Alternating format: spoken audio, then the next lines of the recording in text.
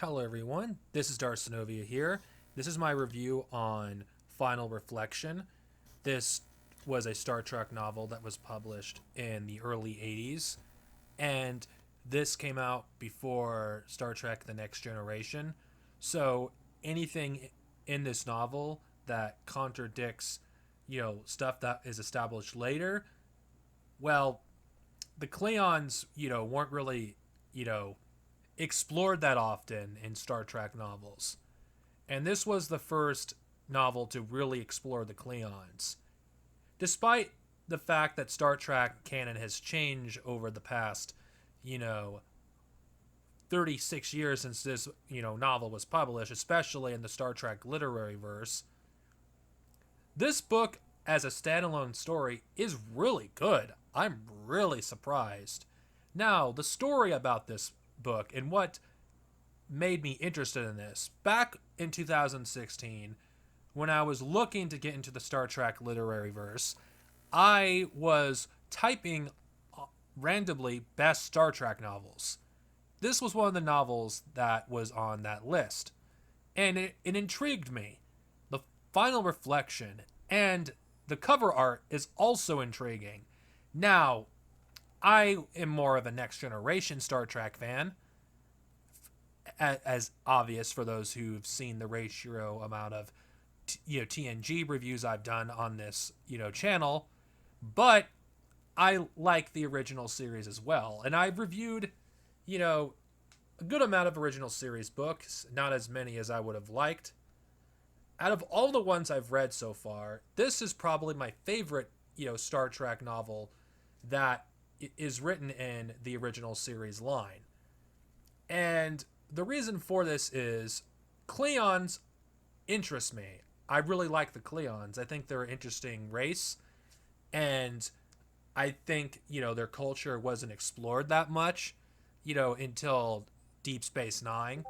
And reading a Star Trek novel, that was written in the 80s, the depiction, of those Klingons is so different that it's amazing.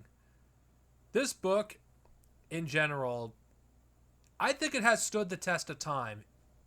I don't think it really fits into the modern, Star Trek literary verse, but I think it's possible to make it fit, considering at the beginning of this book, when you read it, it's heavily implied that what you're reading is an in-universe novel. So, this novel is kind of easy to make it fit in later literary verse as a result of that fact. If there's any inconsistencies in this novel, it's because, well, it's an in-universe novel that you're reading. I did like that. It was pretty cool. Now, one thing that's interesting about this book, and I'm taking knowledge from the Voyager's Companion here, the author who wrote this, John M. Ford, refused to write this book unless he had as little to do with the main characters in Star Trek as much as possible. So, are are you the kind of person that's sick of reading, Star Trek books that features characters from the show and you want to read about other characters in the Star Trek universe? Well, this book is for you because you don't see Spock, Kirk, or Leonard McCoy that much. And that's part of the thing that I love about this book is reading about the Klingons and learning more about their culture and what they're really like. Besides what we see in the original series, which let's be honest, I think the Klingons are pretty one dimensional, and I think their best take of the Klingons in Star Trek is Deep Space Nine, in my opinion.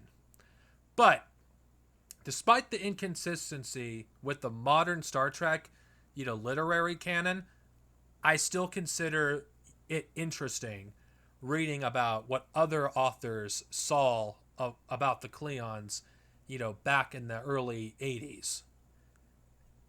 And I really do like exploring, alien cultures in science fiction. And this is one of the reasons why I love this book so much. Because this is the thing I love science fiction for. I like reading about other cultures and how a alien culture would differ, from human cultures. And I really love the exchange, the protagonist of this book has, with various human characters that appear, we learning about each other, cultures was a really interesting one. And I felt the characters in this book were quite, good. Even if they appear probably only in this novel only, I thought they were pretty good characters. I mean, let's be honest here. You know, Star Trek in the literary verse, a lot of these characters that appear in these books are never seen again. And if this is the only appearance of these characters, I think this book did a damn good job. And honestly, I think, this could be read even if you don't really have that much knowledge on the Star Trek, universe. Considering I think this book stands completely on its own for the most part. The Final Reflection, I give it a classic rating. I think it's one of the best Star Trek novels that I've read so far, and the best Star Trek novel in the original series line, in my opinion. Next time I review a Star Trek novel, I'll be talking about, you know, Final Frontier, which is a novel, written by one of the best Star Trek authors, Denny Cheney. Later, everyone, and may we all live long and prosper. Thank you.